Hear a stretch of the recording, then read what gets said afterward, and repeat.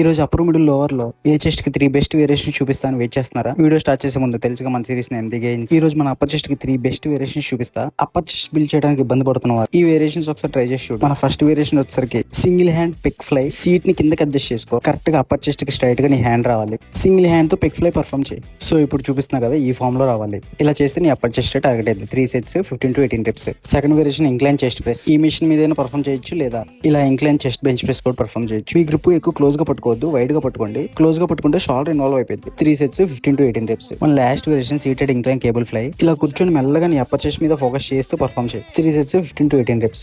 So అది మా ఈరోజు chest workout. Next middle chest, lower chest comment చేయి. బిగినర్స్ ఆర్ ఇంటర్మీడియట్ వాళ్ళు ఏ మజిల్ కి ఏ వర్కౌట్ చేయాలో కొంచెం అర్థం కాదు. మీకోసం ఈ సిరీస్ ప్రతి పార్టీకి 3-4 వేరియేషన్స్ చెప్తున్నా. మిగతా వీడియోలు నీ వరకు రావాలంటే ఫాలో కొట్టు. సర్లే కానీ మన వరలక్ష్మి అతని రోజు మీరు నా అలాగే చీట్ చేశారు కదా.